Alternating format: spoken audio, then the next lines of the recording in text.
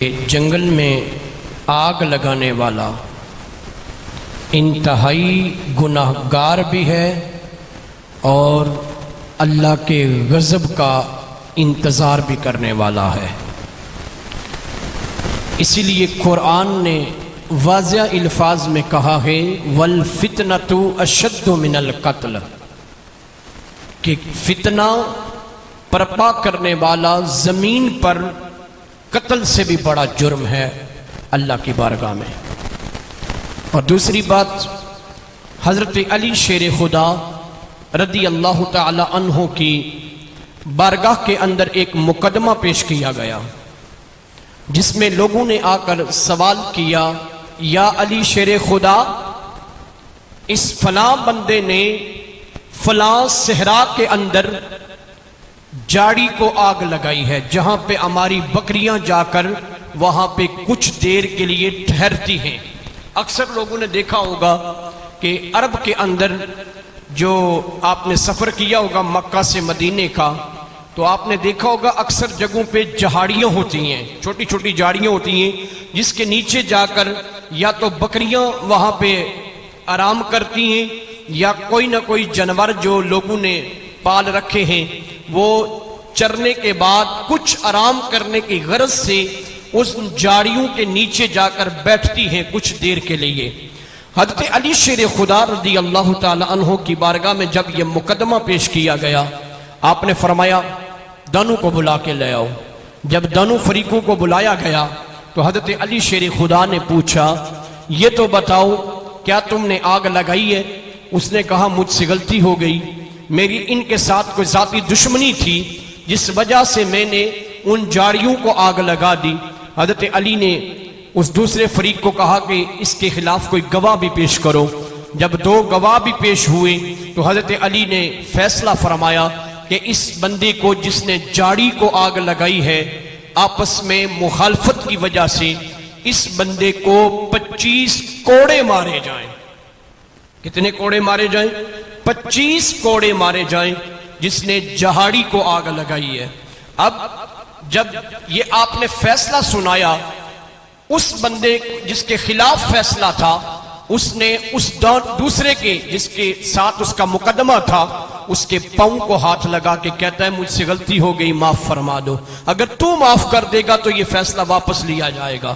تو جب وہ زارو قطار رونے لگا تو جس کے ساتھ اس کا معاملہ تھا اس نے کہا، یا علی شیر خدا، میں اللہ اور اس کے رسول کو حاضر و ناظر رکھ کے کہتا ہوں کہ میں نے اسے معاف کر دیا، آپ بھی اسے معاف فرما دیں۔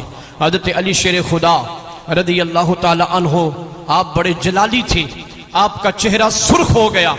آپ نے فرمایا تو نے اسے معاف کر دیا ہے، لیکن جس جاڑی کو اس نے آگ لگائی ہے اس کے اندر جو اللہ کی مخلوق جل کے راکھ ہو چکی ہے، اس کی معافی کون دے گا؟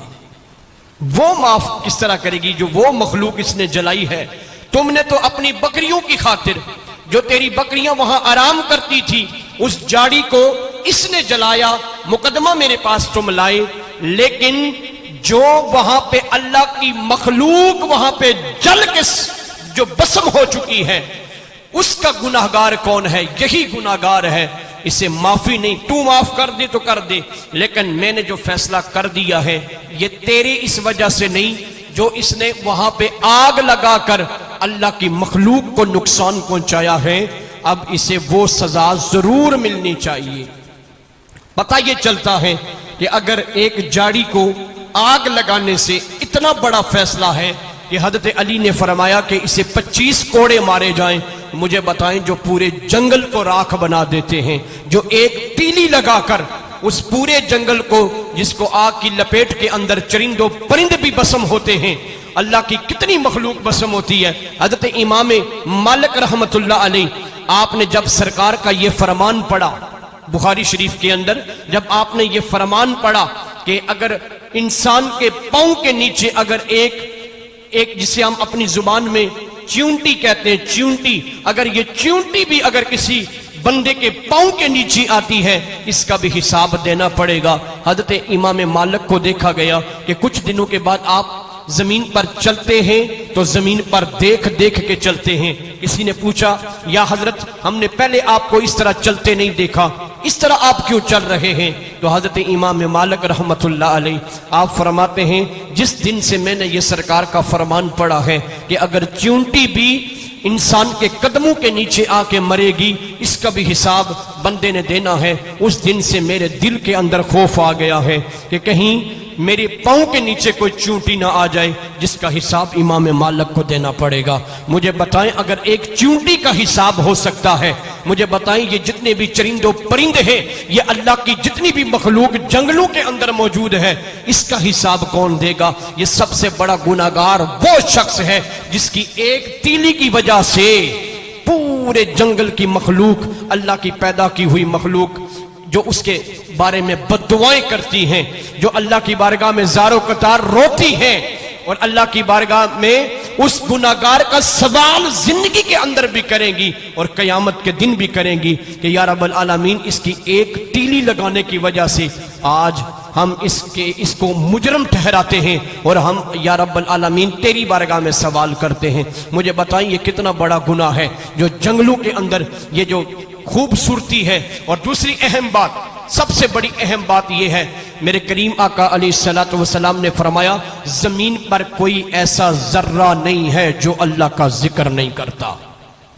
جو اللہ کا ذکر نہیں کرتا. کوئی ایسا ذرہ نہیں ہے. جب آپ جنگل کو آگ لگاتے ہیں, مجھے بتائیں نا, یہ سبز جنگل ہے, ہرا بھرا جنگل ہے, یہ اللہ کا ذکر یہاں پہ ایک ایک دن کا اللہ کا ذکر نہیں کرتا. جب آپ آگ لگاتے ہیں تو جو یہ آگ لگنے کی وجہ سے یہ جو اللہ کا ذکر کرتی کرتی ایسی چیزیں بسم ہو جاتی ہیں, اس کا جواب کون دے گا؟ اس کا جواب بھی وہی دے گا جس نے زندگی کے اندر ایسا عمل کیا ہوگا. میرے دوستوں, میرے ساتھیوں اور بزرگوں, یاد رکھو یہ جمعے کا خطبہ یہ ایک ہی درس دے رہا ہے ہمیں یہ بار بار. اور قرآن کی آیہ مقدسہ جو میں نے شروع کے اندر پڑھی ہے وَالْفِتْنَةُ أَشَدُّ مِنَ الْقَتْلِ, کہ فتنہ جو ہے یہ قتل سے بھی بڑا گناہ ہے. اللہ کی بارگاہ میں یہ سب سے بڑا گناہ جو انسان کہتا ہے جی کہ ایک بندہ دوسرے کو قتل کر دیتا ہے, یہ تو دنیا کی عدالت کے اندر اس کو بڑا گناہ تصور کیا جاتا ہے. لیکن ہم نے یہ کبھی نہیں سوچا کہ اللہ نے جو قرآن میں یہ بھی فرمایا ہے وَالْفِتْنَةُ أَشَدُّ مِنَ الْقَتْلِ, کہ فتنہ قتل سے بھی بڑا گناہ ہے اور اللہ کی بارگاہ میں یہ سب سے بڑا گناہ ہے. تو یاد رکھیں دنیا کے اندر فتنہ پیدا کرنے والا یہ سب سے بڑا فتنہ ہے جو صرف اپنی مفاد کی خاطر, یا تو کوئی مفاد کی خاطر جنگلوں کو آگ میں اس کو ڈیر کر دیتا ہے, یا تو کسی کو مفاد ہے. حالانکہ یہ تو ایسی چیز نہیں ہے کہ اگر کسی کو جنگل میں آگ لگا کر اسے کیا فائدہ ہوگا, ایسی بات تو نظر ظاہری طور پر تو نہیں آ رہی.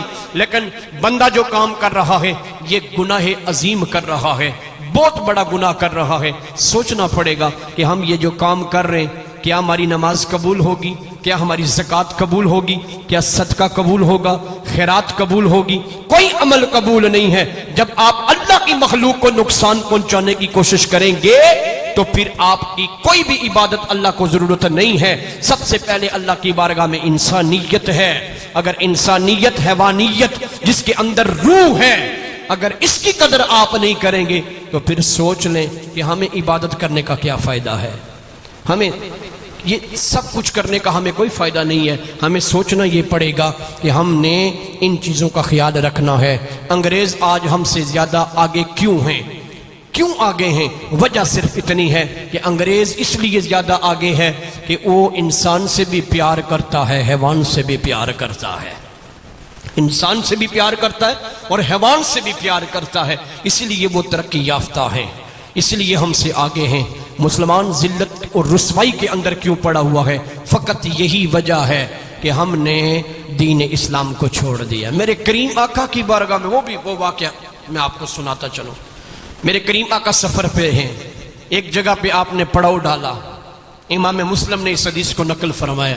میرے کریم آقا ایک جگہ پہ آپ نے وہاں پہ پڑاؤ ڈالا.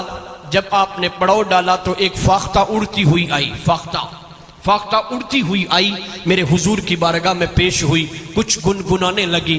تھوڑی دیر کے بعد میرے حضور کا چہرہ سرخ ہو جاتا ہے. میرے کریم آقا نے فرمایا ابو ہریرہ تلاش کرو اس بندے کو جس نے اس فاختہ کے انڈے اٹھائے ہیں. اس گھونسلے سے اس فاختہ کے انڈے جس نے چرائے ہیں وہ بندہ تلاش کرو۔ جب کافی علاقوں میں تلاش کیا گیا، ایک درمیانی عمر کا بندہ جو اللہ کے محبوب کی بارگاہ میں پیش ہوتا ہے، آ کر عرض کرتا ہے یا رسول اللہ مجھ سے غلطی ہو گئی، میں نے اس فاختہ کے انڈے اٹھائے ہیں، میرے حضور نے فرمایا انڈے کہاں ہیں؟ اس نے کہا یا رسول اللہ میرے گھر کے اندر موجود ہے۔ میرے حضور نے فرمایا فوری طور پر وہ انڈے اٹھاؤ اور اس کے گھونسلے کے اندر رکھ دو، اس سے پہلے کہ تو عذاب کے اندر لپیٹ میں آ جائے تیرا گھر اللہ تعالیٰ برباد کر دے گا۔ کیوں تو نے اس اللہ کی مخلوق کو رلایا ہے؟ کیوں تو نے اللہ کی مخلوق کو آج اس کے دل پر تو نے تیر چلائے ہیں؟ یہ انڈے جو تو نے اٹھائے ہیں اس کے اندر اس فاختہ کی مکمل جان ہے۔ جان کس طرح نہ ہو؟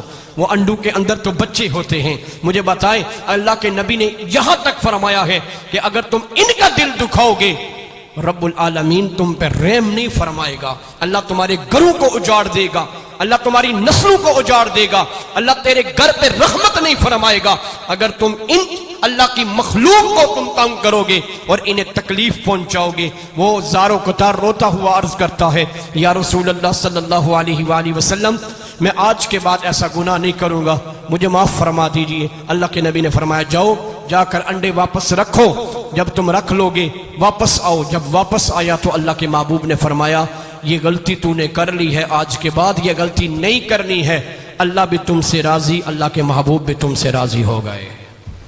آباب ذیشان اللہ کی مخلوق کو تنگی دینے والا